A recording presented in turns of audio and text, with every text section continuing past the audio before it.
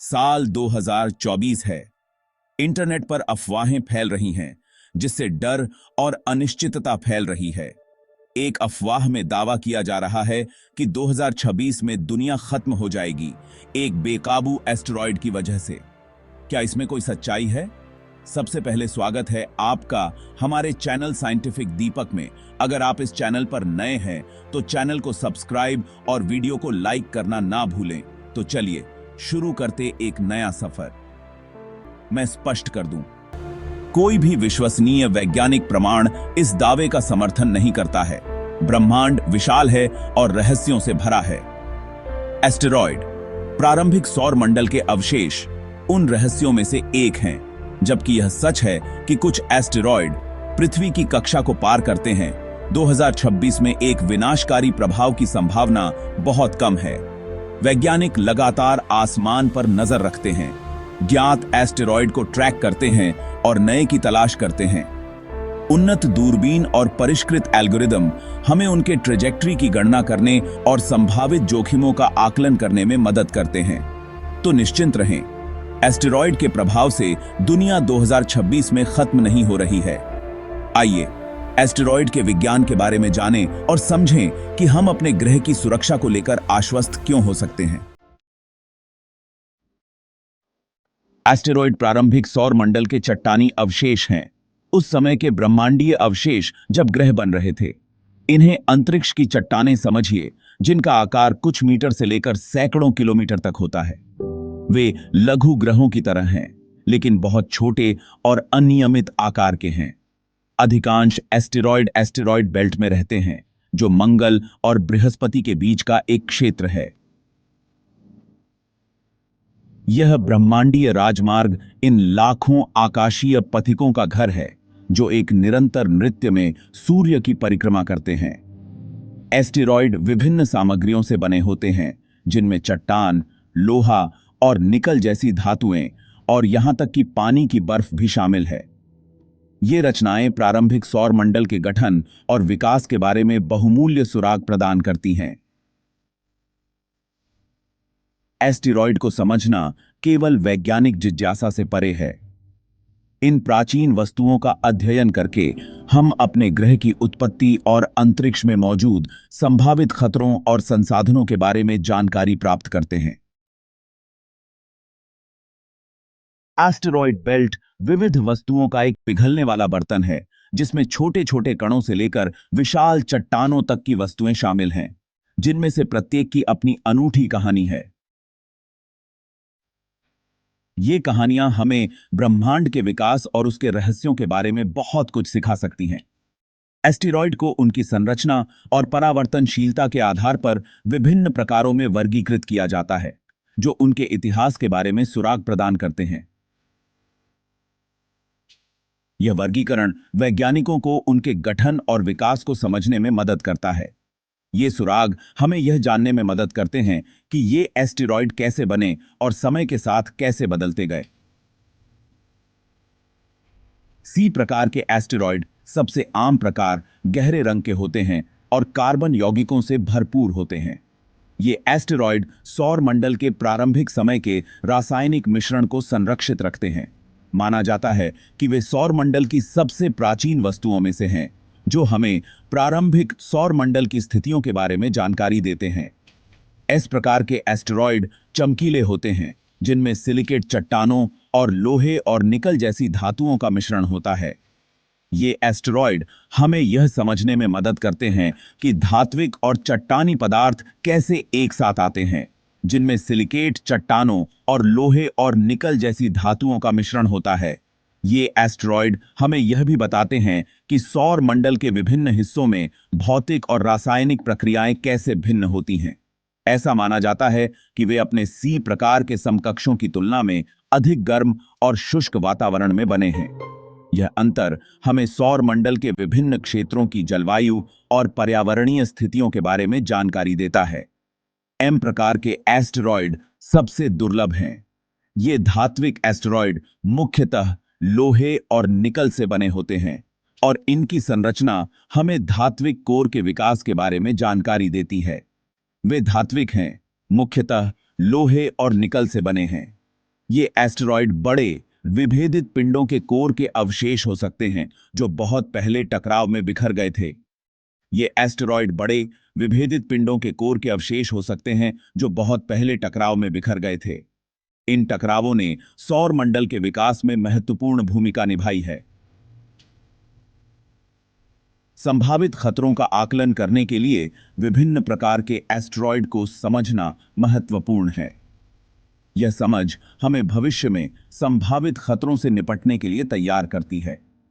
उदाहरण के लिए, एक धात्विक एस्टेरॉयड एक ही आकार के चट्टानी एस्टेरॉयड की तुलना में उसके उच्च घनत्व के कारण अधिक जोखिम पैदा कर सकता है। इस प्रकार एस्टेरॉयड के प्रकार और उनकी संरचना को समझना हमारे लिए अत्यंत महत्वपूर्ण है। भाग 4, ब्रह्मांडीय पत्थरों को ट्रैक करना। वैज्ञानिक एस्टेरॉयड की निगरानी कैसे करते हैं? यह एक जटिल और महत्वपूर्ण प्रक्रिया है। अंतरिक्ष की विशालता में हम इन आकाशीय पथिकों पर कैसे नजर रखते हैं? यह सवाल जितना सरल लगता है, इसका उत्तर उतना ही जटिल है। एस्टेरॉयड की खोज के लिए वैज्ञानिक शक्तिशाली दूरबीनों का उपयोग करते हैं जो अत्यधिक संवेदनशील और उन्नत तकनीक से लैस होती हैं। ये दूरबीनें एस्टेरॉयड बेल्ट में और पृथ्वी के करीब आने वाले दोनों प्रकार के एस्टेरॉयड्स को ट्रैक करती हैं। ये दूरबीनें आकाश को स्कैन करती हैं और छोटे से छोटे प्रकाश के धुंधले बिंदुओं की तलाश करती हैं जो पृष्ठभूमि के तारों के विरुद्ध चलते हैं।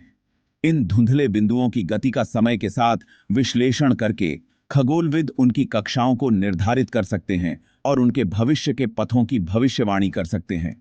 यह प्रक्रिया अत्यधिक सटीकता की मांग करती है क्योंकि एक छोटी सी गलती भी बड़े परिणाम ला सकती है। एक बार एक एस्टेरॉयड की खोज हो जाने के बाद उसे एक विशिष्ट पदनाम दिया जाता है और उसकी कक्षा की सावधानीपूर्वक निगरानी की जाती है। यह सब पदनाम किए पदनाम वैज्ञानिकों को उस एस्टेरॉयड को ट्रैक करने और उसके बारे में जानकारी साझा करने में मदद करता है। यदि कोई एस्टेरॉयड पृथ्वी के लिए संभावित खतरा पैदा करता पाया जाता है तो उसे आगे के अवलोकन और विश्लेषण के लिए चिह्नित किया जाता है। इस स्थिति में वैज्ञानिक अतिरिक्त सावधानी बरतते हैं और अधिक डेटा एकत्र करते हैं। ग्रहों की रक्षा के लिए शीघ्र पता लगाना महत्वपूर्ण है क्योंकि इससे हमें संभावित खतरों से निपटने के लिए अधिक समय मिलता है। संभावित प्रभाव के लिए हमारे पास जितना अधिक समय होगा, एस्टेरॉयड को विक्षेपित करने या बाधित करने और आपदा को टालने की हमारी संभावना उतनी ही बेहतर होगी। वैज्ञानिक विभिन्न तकनीकों का उपयोग करते हैं, जैसे कि एस्टेरॉयड को विक्षेपित करने के लिए अंतरिक्ष यान भेजना। यह एक जटिल और महंगा प्रयास हो सकता है, लेकिन यह हमारे ग्रह की सुरक्षा के लिए आवश्यक है। भाग 5, ग्रहों की रक्षा। एस्टेरॉयड के खतरों से पृथ्वी की रक्षा करना। एस्टेरॉयड के प्रभाव का खतरा विज्ञान कथा जैसा लग सकता है, लेकिन यह हमारे ग्रह के लिए एक वास्तविक चिंता है। वैज्ञानिकों ने यह साबित किया है कि अतीत में कई बार बड़े एस्टेरॉयड पृथ्वी से टकरा चुके हैं, जिससे बड़े पैमाने पर विनाश हुआ है। जबकि बड़े प्रभाव दुर्लभ हैं, उनके विनाशकारी परिणाम हो सकते हैं। उदाहरण के लिए, डायनासोर के विलुप्त होने का एक प्रमुख कारण एक विशाल एस्टेरॉयड का प्रभाव माना जाता है। ग्रहों की रक्षा वह क्षेत्र है जो पृथ्वी को इन ब्रह्मांडीय खतरों से बचाने के लिए समर्पित है। इसमें वैज्ञानिक और इंजीनियर मिलकर काम करते हैं ताकि संभावित खतरों का समय रहते पता लगाया जा सके। इसमें संभावित खतरनाक एस्टेरॉयड का पता लगाना, उन पर नजर रखना और उनका विश्लेषण करना शामिल है, और उनका चरित्र चित्रण करना ताकि उनकी संरचना और व्यवहार को समझा जा सके। साथ ही यदि आवश्यक हो तो उन्हें विक्षेपित करने या बाधित करने के लिए तकनीकों का विकास करना शामिल है। यह एक जटिल प्रक्रिया है जिसमें अत्याधुनिक तकनीक और गहन शोध की आवश्यकता होती है। एस्टेरॉयड को विक्षेपित करने के लिए प्रस्तावित एक तरीका गतिज प्रणोदक है। यह तकनीक प्रभावी साबित हो सकती है यदि सही ढंग से लागू की जाए। इस तकनीक में एस्टेरॉयड में उच्च गति पर एक अंतरिक्ष यान को दुर्घटनाग्रस्त करना शामिल है। जिससे उसकी गति और दिशा में परिवर्तन हो सके, जिससे पृथ्वी से चूकने के लिए उसके ट्रेजेक्टरी को पर्याप्त रूप से बदल दिया जा सके। यह एक सटीक और जोखिम भरा कार्य है। एक अन्य दृष्टिकोण गुरुत्वाकर्षण ट्रैक्टर है, जो समय के साथ धीरे धीरे एस्टेरॉयड को अपने स्थान से हटाने के लिए एक अंतरिक्ष यान के गुरुत्वाकर्षण खिंचाव का उपयोग करेगा। यह विधि धीमी है, लेकिन प्रभावी हो सकती है, जो समय के साथ धीरे धीरे एस्टेरॉयड को अपने स्थान से हटाने के लिए एक अंतरिक्ष यान के गुरुत्वाकर्षण खिंचाव का उपयोग करेगा।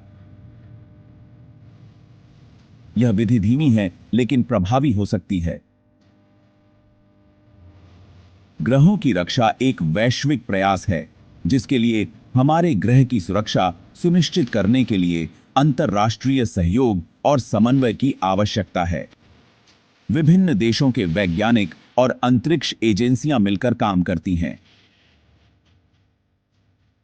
जिसके लिए हमारे ग्रह की सुरक्षा सुनिश्चित करने के लिए अंतर्राष्ट्रीय सहयोग और समन्वय की आवश्यकता है। यह एक सामूहिक प्रयास है, जो हमारी पृथ्वी को सुरक्षित रखने के लिए आवश्यक है। भाग 6। वैश्विक सहयोग। एस्टेरॉयड रक्षा में अंतर्राष्ट्रीय प्रयास। हमारे ग्रह को एस्टेरॉयड के प्रभाव से बचाना कोई ऐसा काम नहीं है जिसे कोई भी राष्ट्र अकेले कर सके।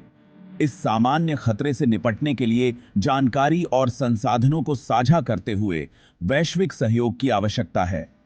अंतर्राष्ट्रीय एस्टेरॉयड चेतावनी नेटवर्क या IAWN इस प्रयास में एक महत्वपूर्ण भूमिका निभाता है।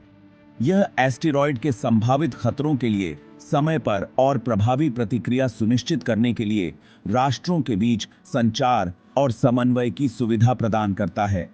बाहरी अंतरिक्ष मामलों के लिए संयुक्त राष्ट्र कार्यालय, जिसे UNOOSA के रूप में भी जाना जाता है, एक महत्वपूर्ण भूमिका निभाता है। यह ग्रहों की रक्षा सहित बाहरी अंतरिक्ष के शांतिपूर्ण उपयोग में अंतर्राष्ट्रीय सहयोग को बढ़ावा देता है। किसी भी संभावित एस्टेरॉयड खतरे के लिए समन्वित वैश्विक प्रतिक्रिया सुनिश्चित करने के लिए ये अंतर्राष्ट्रीय प्रयास महत्वपूर्ण हैं। एक साथ काम करके हम अपने ग्रह की रक्षा के लिए अपने सामूहिक ज्ञान और संसाधनों का लाभ उठा सकते हैं। ऐसी ही और मजेदार वीडियोस के लिए साइंटिफिक दीपक को सब्सक्राइब करें और वीडियो को लाइक करें।